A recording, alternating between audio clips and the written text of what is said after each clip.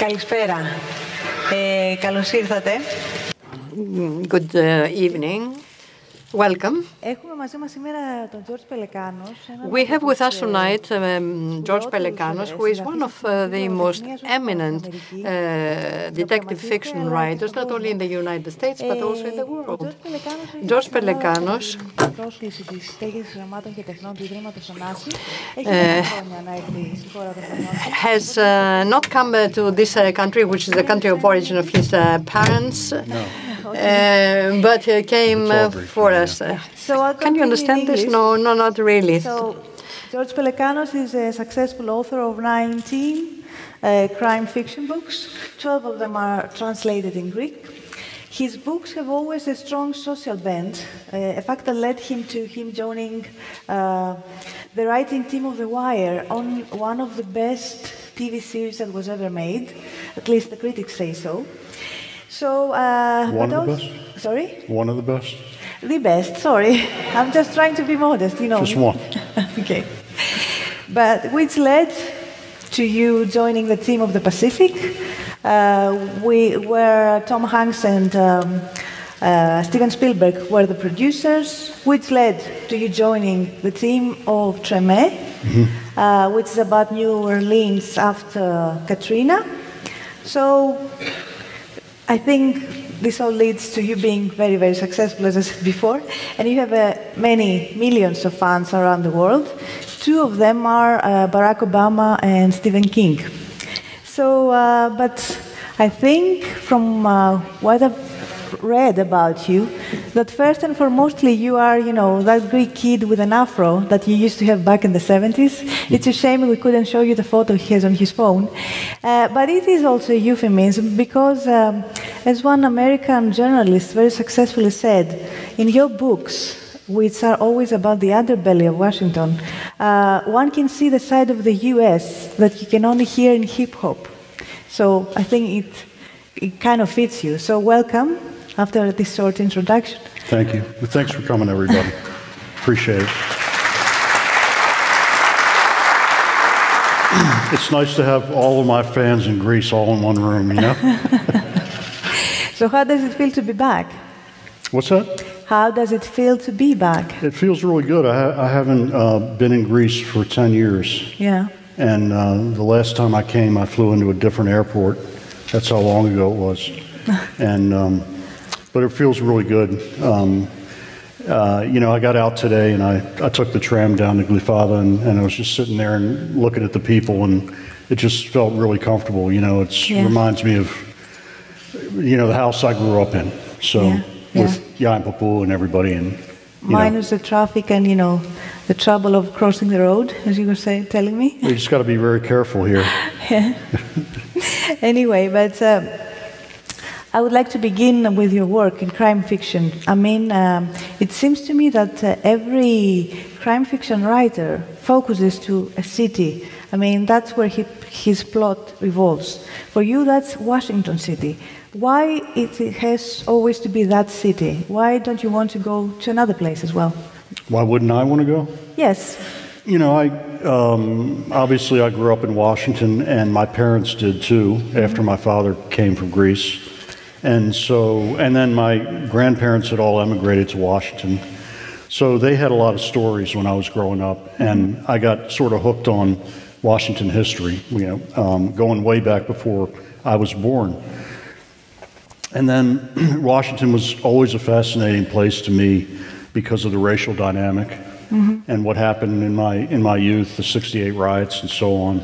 And I just wanted to write about it, and nobody else was writing about it. I mean, there were a lot of books about politics and about the Pentagon and generals and these kinds of things, but there weren't really any books about the living city, which is, you know, when people talk about Washington, they're talking about a very, very small piece of Washington, which is the federal city.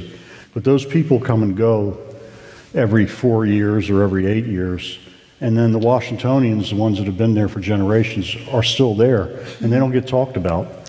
So that's what I wanted to do. Yeah, but as you said about the riots that erupted after Martin Luther King was killed in 1968, you were present No? So do you have any vivid memories from those days? I mean, that was the material you used in one of your novels. That's for, Hard Revolution. Hard Revolution, yeah. Your 12th novel. So what is your most vivid memory of the events? Well, I think it's, during the riots, my family was very on edge because my grandfather had a diner right in the middle of the riots down on 14th Street. And then my dad's diner was on the other side of town, which didn't get touched. But the real, here's the thing, is that on March 31st, 1968, I came out of my church. I was 11 years old, and on Sunday, and I heard a voice. Mm-hmm. And I followed the voice across the street to the National Cathedral. My church is St. Sophia on Massachusetts Avenue. National Cathedral is literally across the street. So I walked through the gardens and I saw hundreds of people standing behind the cathedral because there were so many people in the cathedral that they had overflowed out into the gardens, and they had speakers hanging up on the wall. And Martin Luther King, I heard his voice. He was speaking. This was the Sunday before he was killed. And I didn't really know what he was saying. I have the speech now. I've read the speech many times, but I just knew that why were these people so entranced by this guy? Why were they staring up at these speakers? So anyway, 4 days later, he was assassinated in Memphis. And then the riots happened. And that summer, my mom and dad said to me, "It's time for you to go to work." I was 11. But back in those days, they would do that. They'd just say, "You're 11 years old now. Go up the street and catch the bus downtown, transfer to the F Street line, and go work for your father." So anyway, I would take the bus every day. This was 2 months after the riots, down Georgia Avenue, which is our DC's Main Street, Black DC's Main Street. And everywhere was burned down. All these things that I'd seen before, all the movie theaters and the stores and everything was all burned out. And the people on the bus, though, there was all black Washingtonians and me, they seemed like they were doing better. Even though their neighborhoods were destroyed, they were standing taller, they were acting much more proudly than they had before, less subservient. And then when I got to work, it was my father and I, Greeks, and his black crew on one side of the counter, serving white people wearing ties, because it was 1968. And that counter was very much, like a symbol for me. It was the division, even though I didn't really understand it. But to answer your question, it's a long-winded way of answering it, but that was the most influential event of my life because I've been writing about it my whole career. That's true, but in order to write a book that, you revisit the events, Hard Revolution, you did some research as well. You had to speak with rioters, witnesses, police officers that were present. And it's something that you do generally. I mean, when you set to write a book, you do some thorough research. I mean, you've been in patrol, you've been with parole officers in police patrols, you've worked with the Humane Society that deals with abused animals and so on and so forth. So I was wondering, where does the journalistic work ends and the fiction begins? Well, you're trying to build a world, by going out and doing this research. I'm just sort of getting the world in my head, but I realize that I have to write a story with characters, and that so armed with that research, I then shut myself in the house and I start writing basically, and I don't outline or anything like that. So I have all these facts that I've accumulated, but I have to then fictionalize it. Yeah. But that's where the book really gets written, in the research phase, when I'm out there doing this stuff. And I'm always working. I mean, that's the thing, is I do a lot of things in the community. One of the things I do is I do reading programs in prison. Yeah, you do, yeah. And so I'm in prisons a lot, in juvenile detention halls and that sort of thing. But, before anybody starts thinking that I'm like a good guy, I'm doing a good thing, I'm also working when I'm in there. I'm getting information from these guys and listening to them talk. I was in the D.C. jail a couple weeks ago talking to this guy who did an armed robbery. And he told me he gave me the whole story. The reason some of these guys want to talk to me is because my books are very popular in prisons. They're like the number one most rented, taken out books out of the library of any author around. So they like to talk to me. So this guy was telling me about this armed robbery he did, and it was pretty interesting. And I'll probably use some of it, but then he started talking about where he was incarcerated, and he said, this guy has his kryptonite, kryptonite from Superman, his weakness is women. So he's got a girlfriend on the outside, but then he was making his phone calls. You're allowed to make phone calls in the prison, and you should know that the feds, the FBI, they monitor all those calls. They record them. And so anyway, he was having phone sex with another woman on the prison phone, and the FBI went to his girlfriend, and he said, and they played the recording for her. They were trying to get her to flip on this guy, because he was up for trial on this armed robbery, and they were trying to get her to say that he actually did it, And then he told me that's one good thing. Here's another good detail, is he told me exactly where in the prison you can have sex with the female guards. There's only 2 places in the D.C. jail where you can do that, because it's the only 2 places where there aren't cameras. And anyway, that's the kind of stuff I get when I go out. Quite useful, I guess, but for your books. So how excessively do you draw your material from actual events? Have you actually used real events? Yeah, a lot of the books are based on real crimes or real murders that I fictionalize. I guess the most well-known was the book The Night Gardener. Yeah. And that was based on 8 girls were killed in the 70s on the black side of town, on Anacostia and Ward 7 and Ward 8. And they never found the guy who did it. They were all teenage girls. They were anywhere from 12 to 18 years old, but they all looked like they were around 14. So they were the same type. Yeah. And he dumped the bodies on the freeway, and he got called the Freeway Phantom. And he had undressed them and redressed them in new clothes before he dumped them, so that it was very hard to get any evidence on the guy. All the DNA evidence was destroyed, really. Yeah. And they never got him. And what I wanted to write about was that nobody ever talks about these murders in Washington, because it was these poor black girls on the other side of town. They never talk about it. The woman that was killed, that was what was her name? Chandra Levy. Everybody knows that name, right? In Washington. But these girls never get talked about. And I found out that there was a black cop that was a detective that was in charge of the case. And a lot of people in the community were saying that the police weren't really trying to find the killer, because it was just a bunch of black girls that got killed. And this guy was a cop who had become a detective. He had the highest closure rate of any detective on the force. And he was a great police officer, but he could never find this guy, and it drove him crazy. And he actually ended up leaving the force under a cloud for passing bad checks. But he was straight before that. So the book was really it wasn't about a serial killer. It was about what an unsolved murder like that does to the police who try to find somebody and never can find them. But the fact that your fiction is related with the crime scene of Washington, I was reading that criminality has dropped significantly.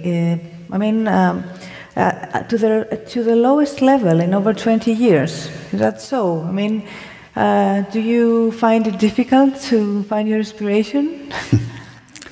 Well, the books have changed. They're not as dark or grim as they were when in the time that you're talking about, and I was writing those books.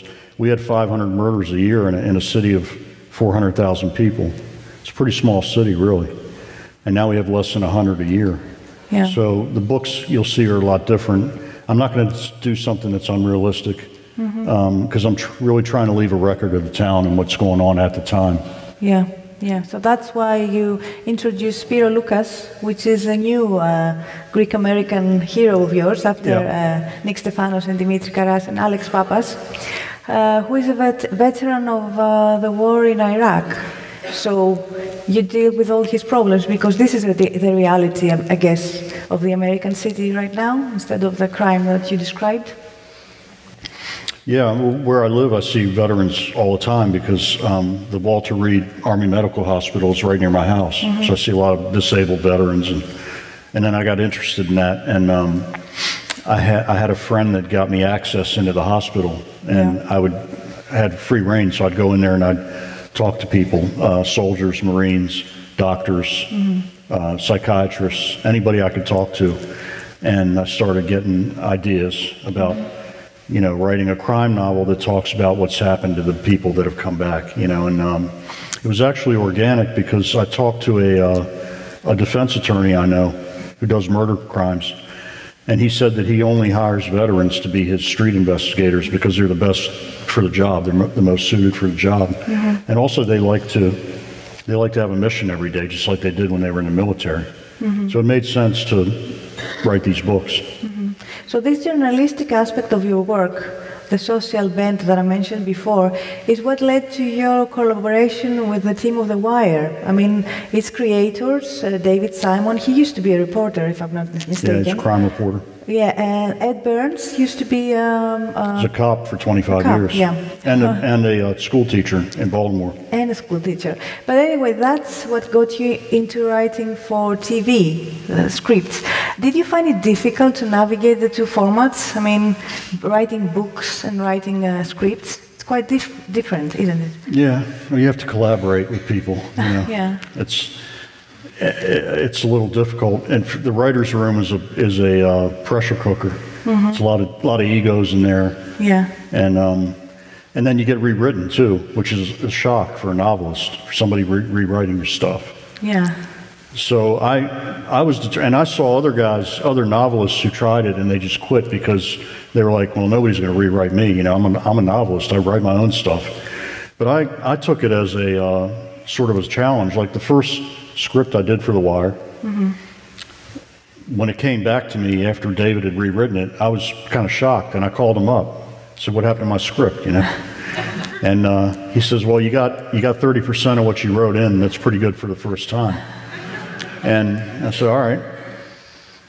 I said to myself, okay, next time, I'm going to get 50% because I wanted to figure it out, because I actually liked it, and I also liked the idea of having another gun in my arsenal, in case I fall down the stairs and hit my head or something, and I can't write books anymore, I can write scripts. And so anyway, by the third season, and by the episode Middle Ground, which we're going to see a clip from. But first, we should talk a bit about The Wire, because I don't think that everyone is familiar with the concept of the show, which is quite interesting. I mean, that it deals... Would you like to describe it? Because what it's all about, The Wire. Well, here's what Simon did when he sold it to HBO, and he actually sold it to me the same way. First time I met him was at a funeral for a mutual friend, and he says, drive back with me to the wake. So I'm driving back with him, and he goes, I just sold a show about drug dealers and cops to HBO. Well, do you want to write one? What's the book he had read that he wanted to... The Sweet Forever. I don't know what it was called here. Yeah. And, but he undersold it, and he undersold it to HBO, too. He said the same thing to them, it's cops and drug dealers. But really, once we got into the process of it, we figured out that it was going to be a lot bigger than that. It was really about... Every year we took on a different issue, whether it was the legalization of drugs or what happens to kids in the school system, the death of the working class, which was the Greek season. Everybody calls it the Greek season. We'll get to that.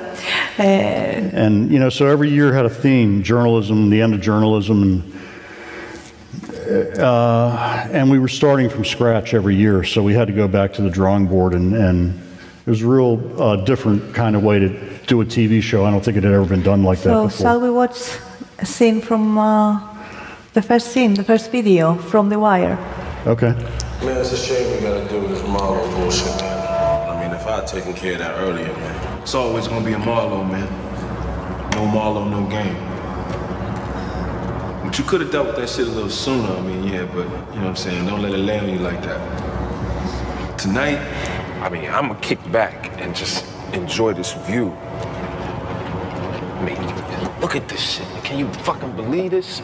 I mean, I got a crib that's overlooking the harbor. This is the same place we used to run through this motherfucker. We had every security guard in there following us. As they should have. True. True. And then there was that one time, nigga. Toy store? Hell yeah, I told your ass not to steal a badminton set. What you gonna do with a fucking net and a racket? Hey, we ain't got no yard. You like, yo, that white boy ain't gonna jump over that counter and come chase after me. He sure did, though. Said, I said, what the he was on your ass like Carl Lewis. Fist was balled up. Your ass was running too fast as you could. Punching yourself in the chest, looking all mad and shit. Ah! That shit was crazy, man. Right here, too, man. Right there. God damn. Can you imagine, man, if I had the money that I have now, man, I could have bought half this waterfront property. God damn it. Man, forget about that for a while, man. You know, just dream with me. We ain't got a dream no more, man. We got real shit. Real estate. We can touch.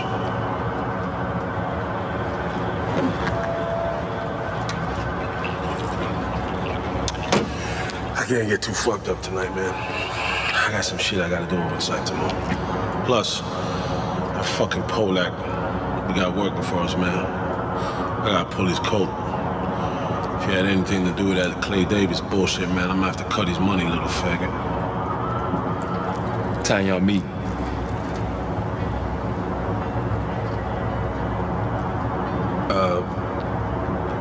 What time? 12? I think. What? You need me to do something for you? Nah, I'm just seeing where you're gonna be at. You need to relax more, man. When time is right, I will. You know I don't take my work too seriously. That's right. It's just business.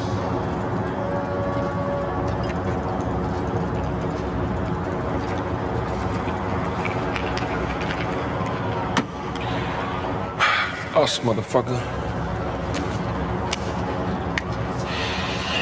Us, man.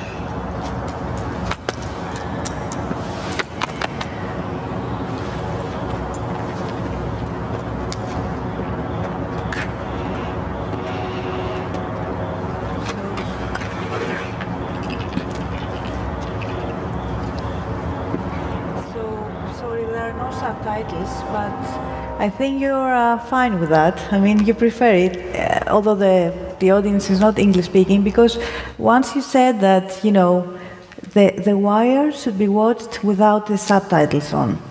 So, and when the father of the protagonist, he's British, Dominic West McNulty, said that, you know, I can't watch this thing, I don't understand anything. I told you that yesterday, you said, you know, that's fine, because the show is not exactly for him. Who is it for, the show? Why shouldn't we watch it with the subtitles on? Well, I mean, you know, we wrote it for Baltimore, for people in Baltimore, and they knew exactly what the language was, you know. There's a few things I can, if you let me, I'll just say about the scene. Yeah. Why you chose it? Because when I told you I want to show something from The Wire, you said that you wanted this, and so... Well, first of all, what I was getting to is that by the time that this was shot, which this is the 11th episode of the 3rd season, I was by then getting 90-some% of my words into the scripts. And this scene it's all mine, you know, every word is mine.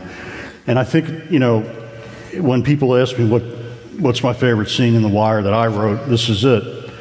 But I have to, and I think it's, and I will also say I think it's the best thing I've ever written, including anything in any of my books, okay? But I need to qualify that because it isn't just me, you know? Like, when you write for television, you're just handing them a blueprint, basically. and then the actors take over, and all the department heads, the hair and makeup, costumes, locations, the cinematographer, they all elevate what the writer does. So I'll give you an example. If you just saw that scene and you noticed that everything was blurry behind the actors when they went in for the close-ups. That night, I'll never forget it. It was a beautiful night in Baltimore, and we were on top of this building, which is actually, matter of fact, it's owned by a Greek guy that supplies all the hamburger buns to McDonald's in the United States. So his name's Paterakis. He owns the hotel. But the way the director shot it, he used a long lens, and that's why it's flattened out like that. And the only thing you see is the faces. You don't see any background. Everything else is blurry. It's because the one decision he made was to use a different lens that you would normally you'd go in tight. The camera would physically go in and do close-ups. He stayed way back and used a long lens. And to me, that decision is one of the things that makes the scene more intimate and makes it more successful. Another thing about this is just raise your hand if you haven't seen The Wire, if you haven't seen it. Okay. So I'm not going to give you any spoilers, but at the end of this episode, one of those two characters is killed. And the actor, what happens in a TV show is when we never, the actors only see the script they're about to shoot. They never know what's going to happen after that. So, and they get the script, a couple days before we shoot the episode. So basically, when you kill an actor off, you're firing him. And they don't know they're going to be fired, right? So the actor that we killed was pretty mad because we fired him. He was out of a job, right? He did all right, by the way, in life. He really did all right. But he wouldn't come out of his trailer to do the scene. And to add insult to injury, the way it was originally written was that after he was killed, Omar was going to piss on him, Now, we weren't going to piss on the actor for real. We were going to put like a dummy in there and have Omar urinate on him. And he's like, man, nobody's even going to urinate on my double dummy, you know what I'm saying? Like, I'm not coming out. Anyway, eventually we got him to do the scene, his death, and it was about 4 a.m. in Baltimore, and I'm walking down an alley, and Baltimore's for real as bad as we depict it to be, But I'm walking down an alley by myself in a bad neighborhood, and I hear this guy running after me. So I sort of slowly turn around, and it's the actor. And he says, he told me he loved me, and he said, it's just business. He said, I don't want you to think anything, it was just business, just like they said in the scene. So anyway, when I got nominated for an Emmy for that episode, he was the only guy that reached out to me, congratulated me, sent me a nice bottle of scotch, and really good guy, but there's a lot of conflict when you do stuff like that. Yes, that's the thing. As you said, you got the nomination for an Emmy with this episode. Yeah. It's one of the 2 nominations that the show received, but you lost to House, the one with Hugh Laurie. But why do you think it was overlooked by the Television Academy? I mean, the show was hailed as one of the most, it was called Dostoevskian as well in its writing. Also, it was praised for its structure, its novelistic structure, and the depth of its plotting, that it was, very rare for a crime TV show. Why do you think that happened? Well, part of it is that we were away from the industry. We were sort of this small group of people making a show in Baltimore, which is on the other side of the country from Los Angeles. None of us have ever worked west of the Mississippi River. Yeah. And so we've never worked with the crews out there or anything like that. It's a clique, And those are the people that vote for you. And when I was in the audience at the Emmys, and they said my name and the show's name, they're going through the list. I'm telling you, there was hardly any clapping at all. They didn't even know who we were or what the show was about, Yeah. But I do have to say that I don't understand why none of these brilliant actors were nominated. And I think you look at it year after year, very few black actors get nominated for these awards. Yeah. And we had some incredible talent on this show. And to me, that's criminal. I'm more upset about that than I am the fact that the show itself didn't get any awards. I mean, they should have been recognized, you know? Yeah, that's true. I mean, not just the actors, the writing, direction, everything. But anyway, the second time you lost to Mad Men, which, okay. I take it from your reaction that you don't like it very much. I mean, that's not the only time we've lost. I produced a show called Treme. We lost twice for that too. Yeah. So we keep going to the award show, but it's a nice date. You know, it's a nice weekend for my wife and I. HBO sends us out first class. We go to nice, you know, parties, hotels. Seriously, you know, you see movie stars. I mean, I'm not going to complain, man. It's good. But was there any specific reason you were always writing the penultimate episode of each season? Because you wrote 7 episodes in total, but always the... Penultimate. Penultimate, yeah. Yeah. Well, the first season that I worked for The Wire, David gave me that episode, which is the one where this boy Wallace is killed by his friends. It's sort of a famous scene. And David liked what I did, and so when he asked me to come for season 2 with the Greeks, and he said, you know, I need you to come work on the show full time because we've got a bunch of Greeks and we're gonna have Greek dialogue and this and that. That was a bullshit. It was a fake out thing, you know. He just wanted me to work on the show because if you remember at the end of that season, the head Greek guy goes, "I'm not even Greek," you know. And by the way, you know, I called my mother for all that dialogue. I would call my mom and she'd dictate it to me, and I was typing it into the, you know. So he didn't need me anyway. He needed my mother. But to agree to come back, I said, all right, I'll come back, but I want to always have that episode every year. Yeah. It's in my unofficial contract that I would always have it, because in that episode, it's always where everything happens, all the violence happens, and a lot of the characters get killed off. And I wanted to write that stuff because you know, I was greedy. I mean, I would get in the writer's room with guys like Richard Price and Dennis Lehane, and they would be, well, why does Pelecanos always get to write the good episodes, you know? I didn't care that they were angry. I mean, you know. But you wrote another episode of that season, Amsterdam, which deals with this very interesting experiment where you have drug dealing which is legal in a defined geographical area of the city. So this didn't work out in the show. What would have happened if it had worked out in reality? Do you think that something like that is feasible? And I'm asking because you're in favor of drug legalization. Well, I'm not that libertarian. I'm in favor of marijuana legalization for sure. And then I'm in favor of putting, you know, decriminalization of drug possession and putting that money that goes into incarcerating people into treatment programs and job programs and things that make somebody's life worthwhile so that they say, well, I'm going to try and kick this, you know.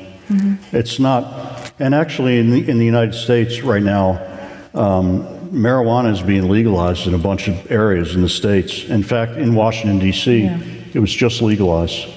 And so what happened was we had this idea, let's what you said, let's construct this thing where in Baltimore they legalize drugs in one specific area and what happens.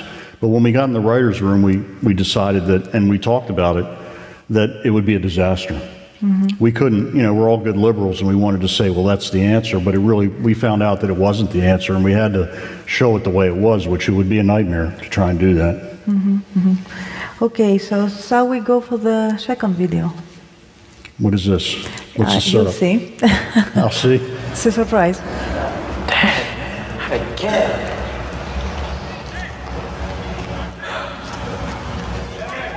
Where are you people at now?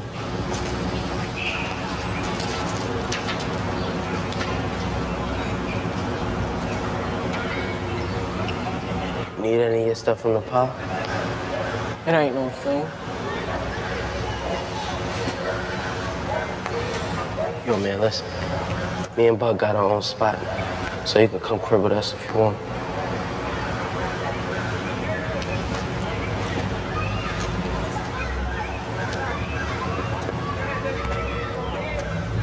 What you mean Kennard took the stash?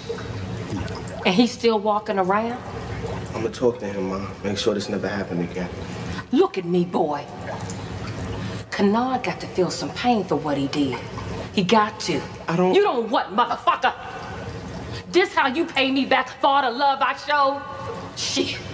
I've been kept you in Nike since you were in diapers. I'm trying. You trying, huh? That's what you gonna tell your father the next time you see him? That you trying? Or you gonna tell him what you've done? What he done got him locked up. That's right. Weebay walked in Jessup a man, and he gonna walk out one. But you out here, wearing his name, acting a bitch. Oh, look at you, crying now. So this is from your favorite season? Yeah, season 4. Season 4. Yeah. Why is it your favorite?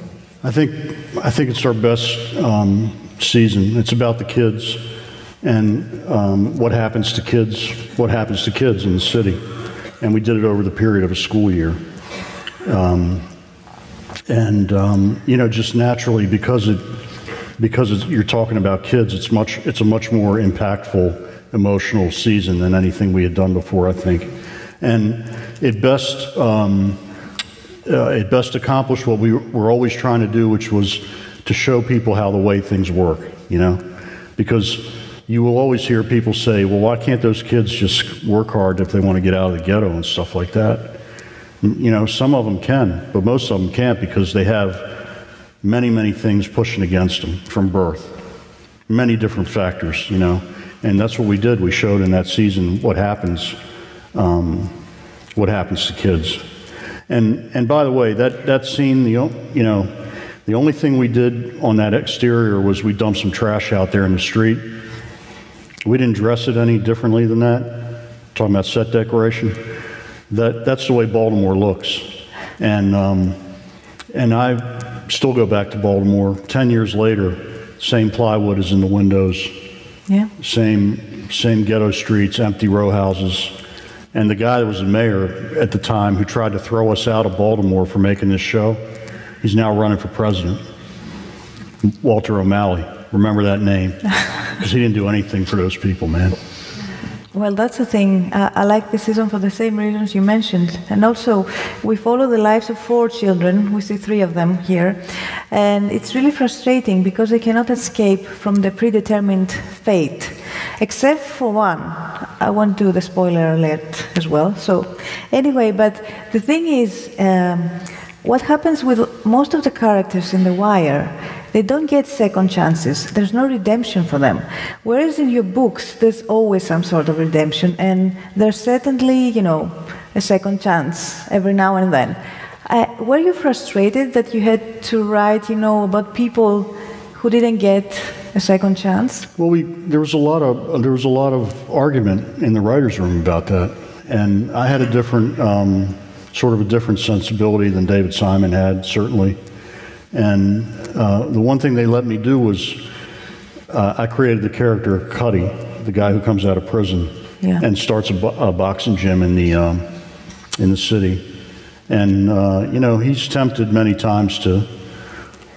You know, one thing that happens is when you come out of when you've been in the heroin business and you come out of prison in Baltimore, when you come back to your house, there's a bundle of heroin waiting for you from the guys in the neighborhood. It's like get back to work, you know. And we did a scene like that, and he doesn't do it, and he stays on the straight. And by the end of the series, he's never going to be a success. You know, it's not unrealistic in the sense that he hits the lottery or anything like that. He's got a little gym in the city. He's living a very modest life, but he's not going back to prison, and he's helping people. And that was like a victory for me to get that in there. Because the plight of these children reminded me of something that I've read in The Night Gardener and impressed me very much. A character, I think it was Wilkins, says that black teenagers don't commit suicide. Why is that? I mean, I'm not in favor of anyone committing suicide, of course, but what differentiates them from their peers, their white peers? I mean, underprivileged black teenagers, that is. I don't know. I mean, there's hardly ever any black serial killers either. Mm-hmm. It's just a fact. I mean, the facts bear it out. I don't know why that is. Oh. But anyway, since we're on the subject of children, And the way that one of them gets away, he gets adopted by a police officer. You have adopted 3 children as well. 2 boys and a girl. The girl is from Guatemala and the boys are black. When I first heard this, I thought that, you know, they were from one neighborhood, like the ones you portray. But it turns out that they are from Latin America, from Brazil. Yeah. Why is that? How come you went all the way there? Well, it was really hard to get a kid in America, or it would have taken a long time. And I even, at first I was like, because I'm just like any other dumb guy, you know, I was like, well, I want a kid that looks like me. So I looked into getting a Greek kid, right, from Greece. And that wasn't going to happen either. That's not allowed. So, but we were in the lawyer's office and they were asking us questions and what kind of kid do you want? They really do ask you that, like what color kid do you want? And I was kind of dumbfounded. I'm like, what do you mean? You know, my wife says, we want whoever needs to be adopted. You know, it took a woman to say the smart thing and the right thing. I never would have said that. Thank God she said it, because that's how, so anyway, and it was very easy to get at that time it was easy to get a baby from Brazil, and it just took a few months. And then, so my boys, you know, are Brazilian, but by birth, and we try to do that politically correct thing. We put up a Brazilian flag in their room and all, and they just rip it down. And finally they'd say to me, Dad, we're black. You know, why are you making this so complicated? So I'm like, thank God. That's easy now. But still, it hasn't been an easy ride all along. I mean, the fact that you had black children in Washington, which is a predominantly black city, by the way. It was. It wasn't that easy, and that's quite strange as well. Well, yeah. I mean, where I live, which is right over the D.C. line in Maryland, the police are always shaking down black kids, you know. And my sons have dreadlocks. They look like the profile, and they keep getting stopped. They've been arrested. They've sat down in the middle, pulled out of their cars in the middle of the night. You know, sat down on the curb with handcuffs, all that stuff. So I mean, I know what it's like to be a parent of a black kid. Like for hundreds of years in America, all these black parents that had to watch their kids go out every day and wonder what's going to happen to them, you know. And my sons aren't angels, and neither was I. You know, they're as bad as I was, but they're not you know, gangbangers or anything like that. They're just boys. Why didn't you move from the neighborhood that you live? Because you told me it's a working class neighborhood. It's very close to the one you grew up in. Yeah. Why didn't you go? I mean, you can afford it. Why didn't you go somewhere else? I can afford it. I don't know. I'm just more comfortable there. Yeah. Yeah. But I don't want to live on the hill, you know. Yeah. But. Thanks. I just don't. I'm very comfortable there, and I figured, you know, my kids would be more comfortable there too, with people that look like them. Yeah, yeah. But talking about, you know, being afraid when your child walks out of the door, how did you feel when this kid got shot in Ferguson, Michael Brown? I mean, I wasn't surprised at the outcome. You mean that the police officer wasn't brought to justice? That's what you mean? Well, that he wasn't indicted at all. He wasn't even going to go on trial. But look what happened yesterday. I was reading the New York Times today with this guy in New York. Do anybody know his name? Werner or something like that? He was a 43-year-old black guy that was selling cigarettes on the street, you know, one cigarette at a time, which is illegal apparently, but it's hardly a major crime. And the police came up on him, and he didn't respond fast enough or something, and they put him in a chokehold and they killed him. Wow. And the verdict just came down today that they're not going to indict the police officer who killed this guy. This guy was not a thug or a young stereotype of what, you know, you hear all the time. He was a middle-aged guy that was just standing in the street selling single cigarettes, and he lost his life. Well, that's the thing. One would expect that now with Obama being the president, things like that wouldn't happen. But apparently the racial prejudice is very deeply rooted, no? Yeah, I mean, just because we elected a black president doesn't mean racism is going to go away. This thing about post-racial America it's a myth. Mm-hmm. But having said that, I know it's going to get better because it is a generational thing, you know? Yeah. It's, you don't see it in young people in America, in the very young. People in their 20s and below that, you just don't see it. It's not an issue for them. So unfortunately, my generation and the people that are older than me, we're just going to have to die off for this to get better. That's the only way it's going to take a generation for it to go away.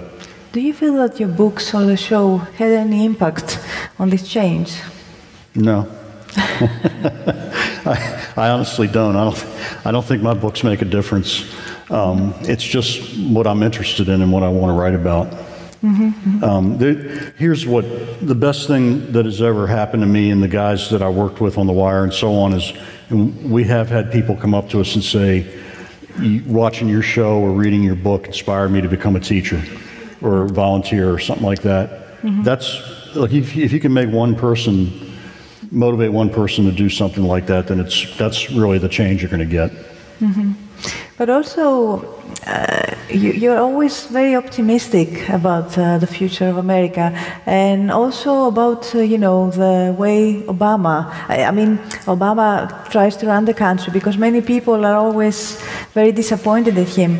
And I was thinking, after having seen the show again and reading your books, it's so deeply rooted, as you said, the racial prejudice, but also, corruption. How can he come through this? It's everywhere. How can Obama come through it? Yes. He's gonna be fine. What's going to matter is his legacy. And, since he's been president, we've got insurance for anybody that wants it, health insurance. Mm-hmm. Gay marriage is legal in most of the country. Marijuana legalization. By executive order, he just passed an immigration bill that is going to allow untold thousands of people to stay in the country who have had kids since they've been in America, because they were going to export the parents. Yeah. And he's done all this in the face of fierce opposition. So everybody says he's a bad president. I think history is going to bear it out that he was one of the better presidents. Mm-hmm, mm-hmm. He's a fan of yours. So allegedly, yeah. No, you told me that he sent you a note. He did. He sent me a note. It's on the wall in my house. What does it say? He said, "I'm a fan." It was a big thrill for me, But has there been any criticism about you writing, about the plight of black people, and especially about the show as well? Because, you have this bunch of white people. Mm-hmm. It was 5 of you, Greek, Jewish, Irish, writing about black people. So I was wondering if, despite, the, hailing and everything, if there's been any criticism. Yeah, we've had it from some of the intelligentsia, and I didn't let it bother me. The only thing that matters is it any good or not? Did you do a good job or not? You know what I mean? We did have black writers on the show, mm-hmm. and black directors, and of course the biggest cast of black actors in television history for one series. So, those people aren't wrong either, Yeah. But where did the criticism come from? Where did what come from? The criticism.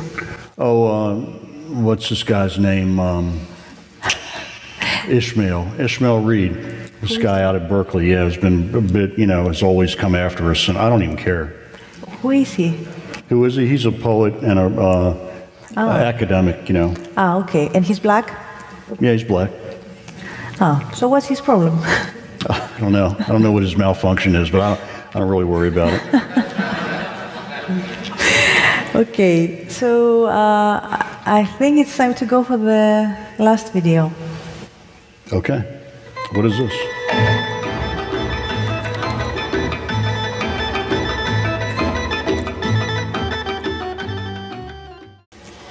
So that's from the Greek season you mentioned earlier. So it's a nice surprise when you watch The Wire and suddenly this song comes up. So, why did you choose a specific song? I'm starting with the most obvious question. Well, you know the name of the song I really wanted.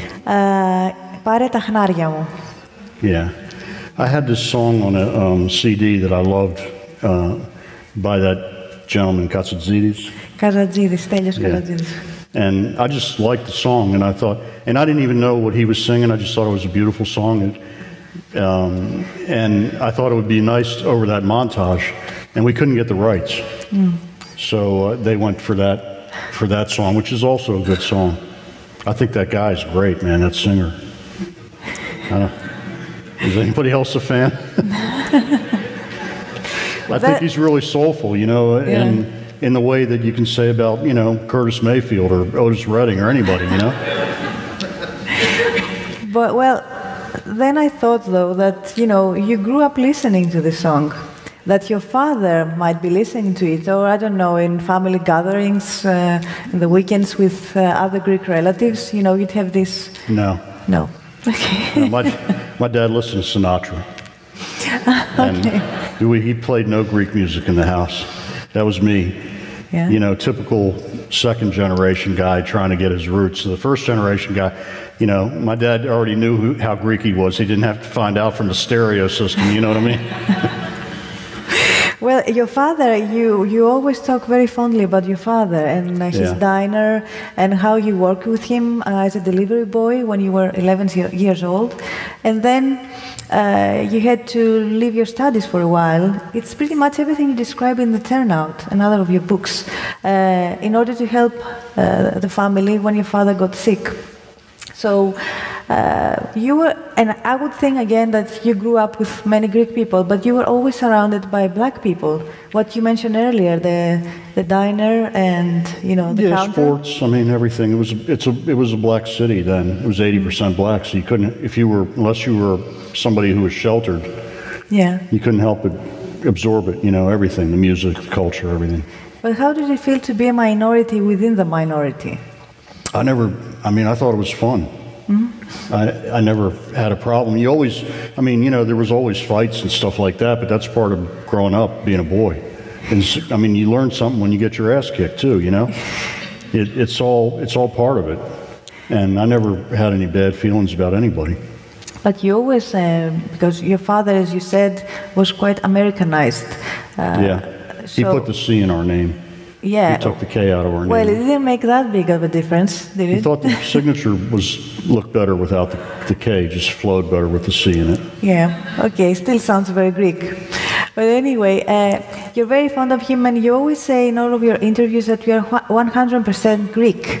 What does it mean for you, being 100% Greek? What does it entail? Well, I am, blood-wise, I am 100% Greek, so, but, and also American. It's, what it means to me is I'm lucky, because I have both. And I had always a bonus. I felt like other kids that I knew that weren't, from a background like mine, were missing out. Mm-hmm. Especially, we call them white, we call them ospity, even though I'm white too, but we called them ospity, like the WASPs, white Anglo-Saxon Protestants. I always felt like those people, their life isn't that interesting. It's not as interesting as mine, mm-hmm. Because I go home and we're speaking a different language and the food is better and, the women are prettier and everything's better. It felt like that to me, you know what I mean? That's from the inside. I realized that people would look at us maybe differently too. That we were Xeni to them, to Americans. The women were beautiful, but you didn't want to date them. No, I was afraid of the mothers. Well, you had a good reason to be afraid. But have you had experience, racist attacks against you when you were a kid? Or did your father must have had some? No, not, look, if somebody wanted to fight you, they would call you a dirty Greek or something like that. They're just trying to get you to fight. Yeah. It didn't mean anything.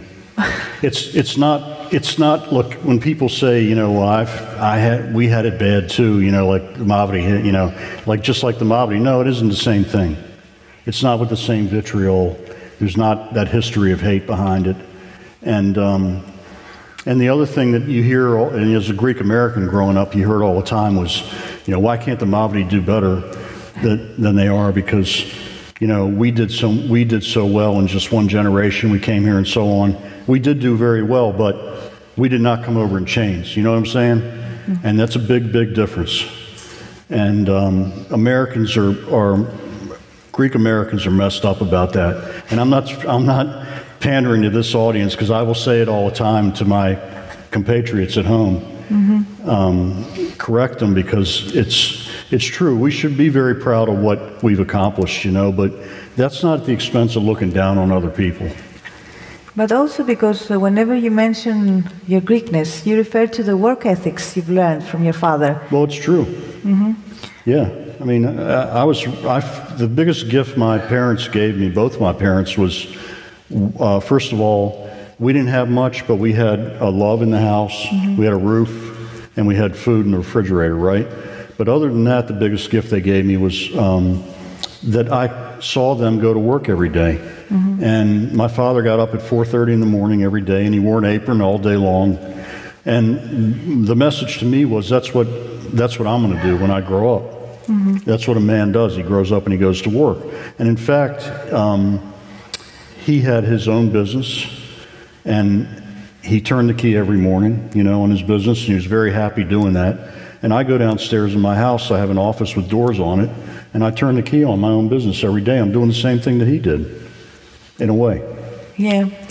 But while you were watching him doing this, you were doing some other things when you were younger. I mean, you perpetrated quite a few of unlawful acts, I might say. So I'll just go for, smoking dope.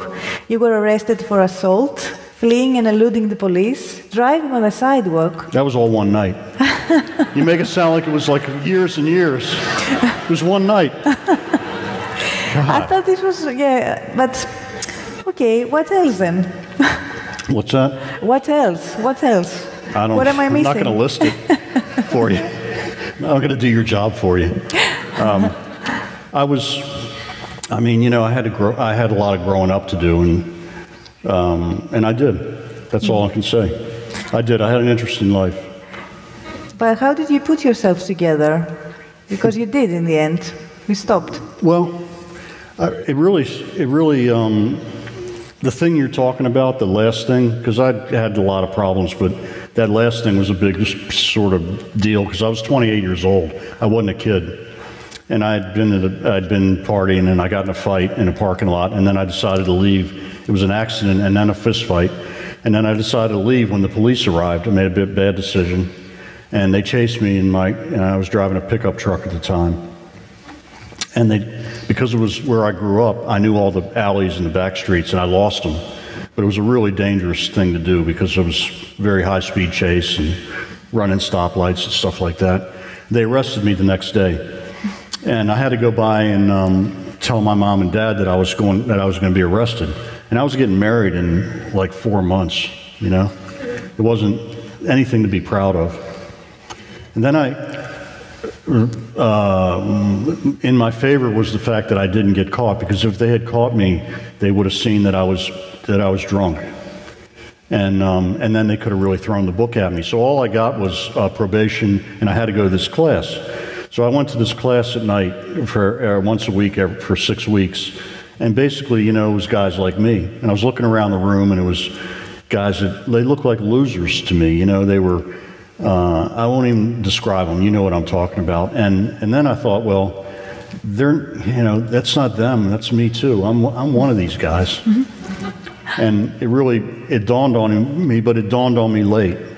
And after that, I never got in trouble again. And I started writing books a couple years after that. And yes, that's what got you out of it as well. I mean, you started quite late, and also you didn't have any literary background. I mean, you wasn't reading. I don't know. Did you grow up reading any books? No. There weren't any books at home. No, we had books, but I was interested in other things. Yeah. And so what happened was I wanted to be a filmmaker. I would always wanted to be a filmmaker, mm-hmm. and I had no idea how I was going to do that. And my senior year at the University of Maryland, I took a class in crime fiction where we just basically read a bunch of paperback novels. And it was the first, really, my experience with reading books.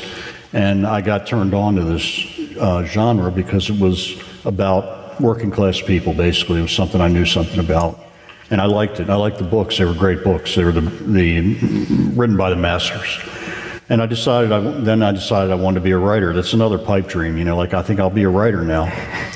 And, but what I did was I worked on it. For the next 10 years, I read books constantly, like 2 or 3 books a week for 10 years, trying to figure out how it's done.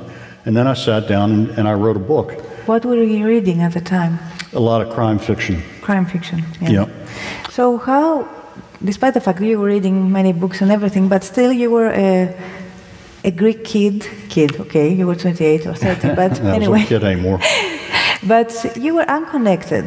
I mean, how did you manage I'd never been to New York. I never met a writer before. I never knew an agent or anything. I sent the book up to New York blind to a publisher, directly to a publisher, and then I didn't hear from him. And I thought, well, you know, that's it. I mean, it's just, and I was very naive. I thought, well, I'm not going to send it to more than one publisher. If this one doesn't want it, it must not be any good.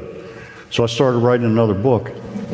And a year later, that publisher called me up and they said they just picked it up off the slush pile, off the floor, and they wanted to buy it. And that's how I got started. So you would say that there's meritocracy in the States when it comes to, I don't know, the American dream, as they call it. I don't know.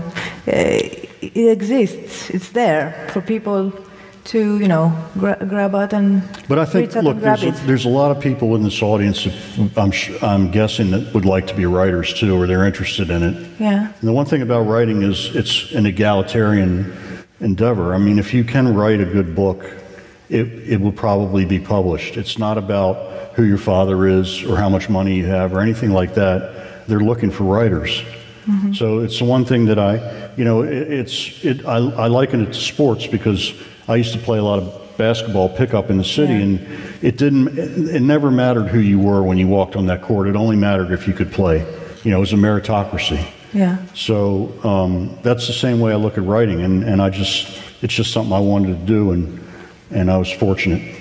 So do you miss any of the professions you did before getting into writing? I mean, you were, delivery boy when you were very young. You were a shoe salesman, retail manager in an electronic stores, barman, to mention a few. Do you miss any of this? Only one. Which one? Lady shoe salesman. Why? Why? Seriously? I don't know. Okay. It was a very satisfying job for me. Okay. Thank you.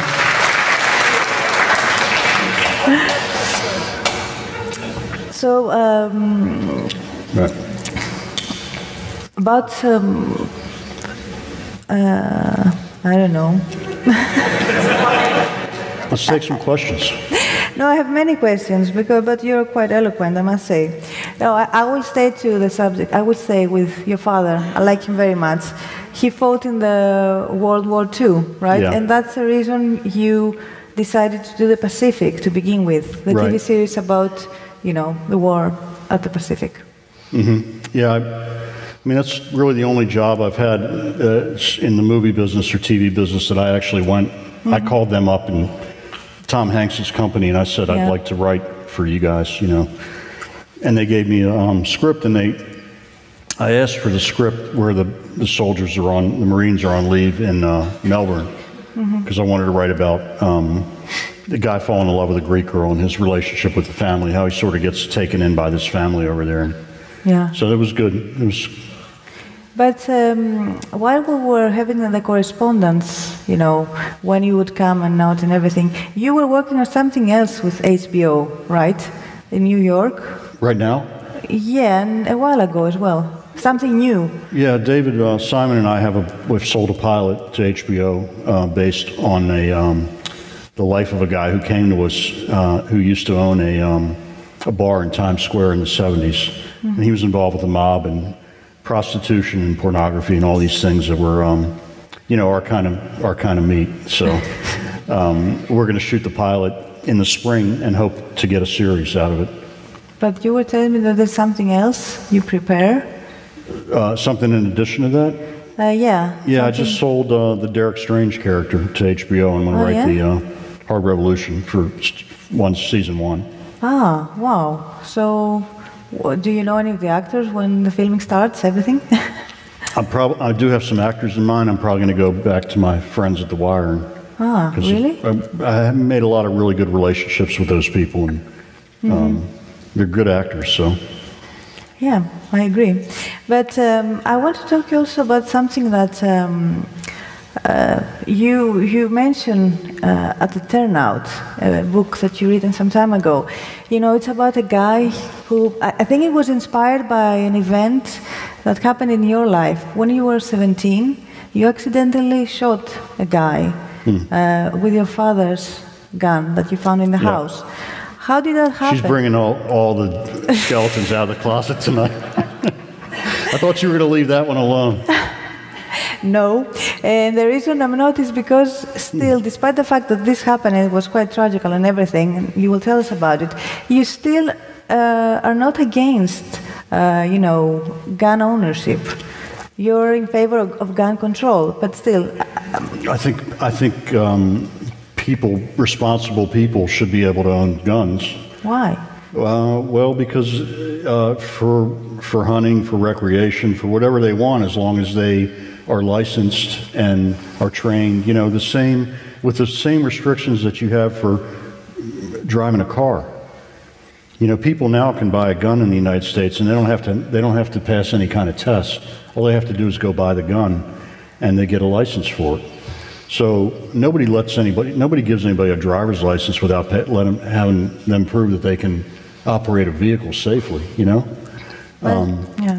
It's unrealistic to think that guns will be outlawed in the United States. It's just not going to happen. The gun lobby is very, very strong, and the politicians are, connected to the gun lobby through money, donations, and so on. So, you have to have some kind of come to some kind of medium, like just a more sensible approach to it, and that's what I think should be done. Yeah, I mean look, I shot that guy, my friend, because I was stupid, because I didn't know how to use a gun. And what happened to him? He's a multimillionaire, runs a company, a CEO of a company. I baptized one of his kids. He's doing great. Do you still own a gun? I don't own a gun, no. No. So you don't feel the need to? Well, I go out and shoot. I mean, I have friends that have guns, and for research purposes, we'll go into the woods and shoot bottles or whatever, that kind of thing. I don't shoot animals. Yeah. But why would people have guns in their houses? I mean, what they're afraid of? Home protection. I mean, things happen. There's a saying, you hear people say it all the time, I don't want to be the last guy on my block that doesn't own a gun. Yeah. You know what I mean? So I don't think you need it, and I don't have one. I have a baseball bat next to my bed. Seriously, I mean, if anybody comes in, I'll use a bat. I don't want to kill anybody anyway, But once you said that, sometimes, and maybe I'm not expressing it correctly, violence is necessary sometimes. Yeah. Who gets to decide when the necessity is, indispensable? Well, I just think it is. Sometimes you got to hit somebody in the face, You do. I mean, there's times when you do have to. There's no question about that. So it's just a way to express yourself.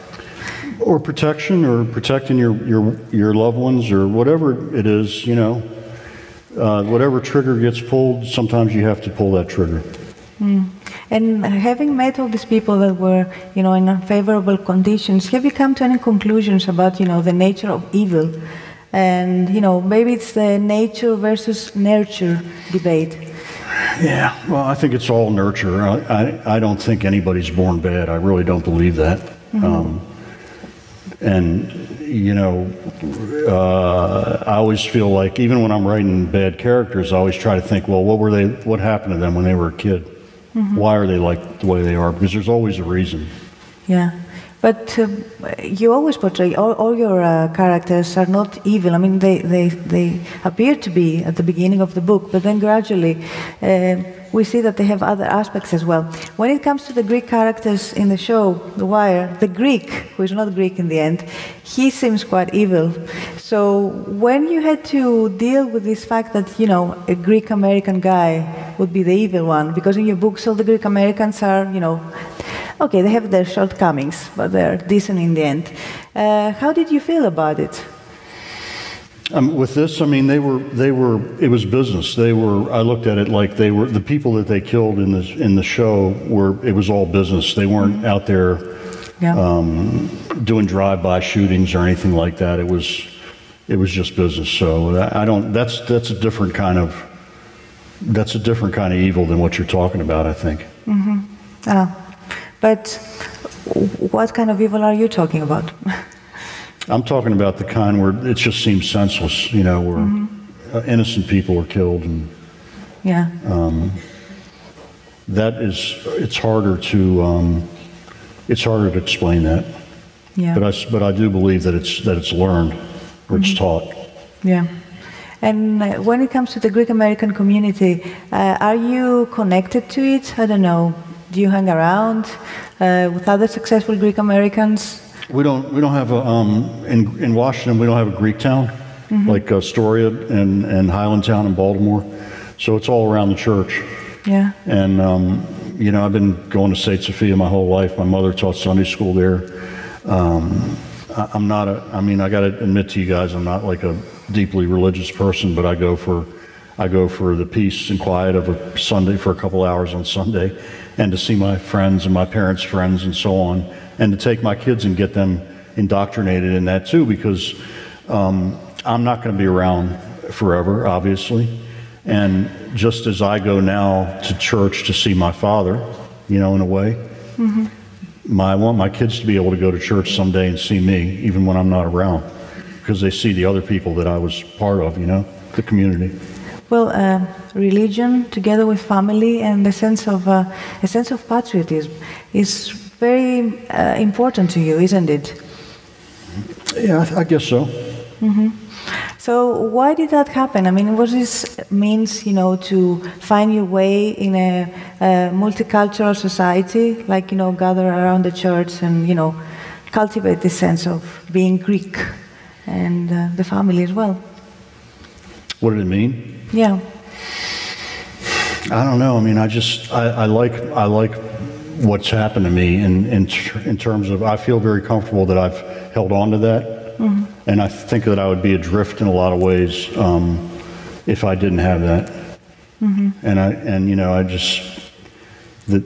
I had Greek friends that they never went to church, and they're sorry now as adults that they wish their parents had at least taken them to church, because then they'd have that sense of being part of something bigger than just their small family, you know. Yeah. And how do your children feel about it, that you have them indoctrinated and everything? Because do they like it? They played basketball, Goya ball for the church, and they tore it up, man, you know. So they were they made their reputation as basketball players in the church leagues.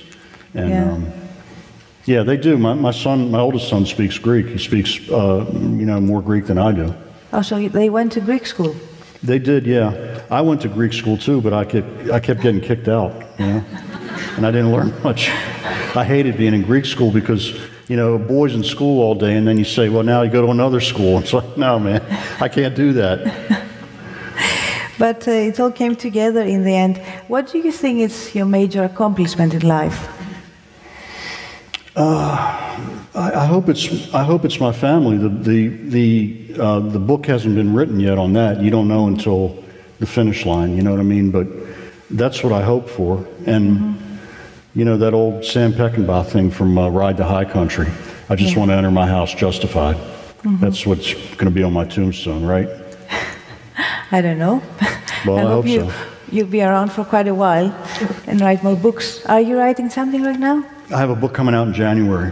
What is it with Spiro Loukas again? Well, it's a backstory of him. It's a bunch of stories, short stories, and a novella, a brand new novella. It's called The Martini Shot. Mm-hmm.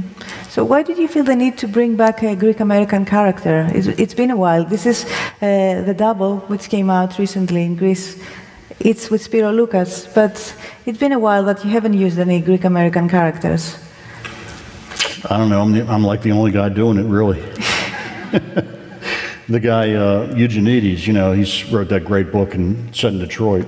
Yes. Which is an excellent book about Greek Americans. He's probably been here. Yeah, yeah. But there's not a lot of us. There really isn't.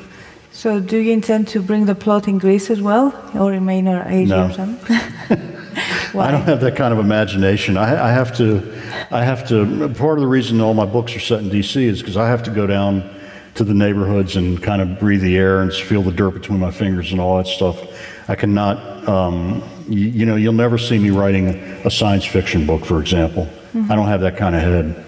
Have you ever thought of, I don't know, to go to Vordonia? Vordonia or Vordonia? I've been to Vordonia, yeah. Yeah. So, I don't know, when was the last time you went there? That was 1981. I was with my dad and my mom, yeah. So, I don't know, maybe hang around and get some inspiration from the Greek environment. Because if, you know, if this show, you know, if you get the job, let's say, with HBO, you will go to New York for 3 months or 6 months. So you have to move. You'll be away from home. Why not come to Greece? I'll be working too. I'll go to Astoria. How's that? Okay. Well, thank you very much. Thanks, you all. Appreciate it. Thanks for coming out.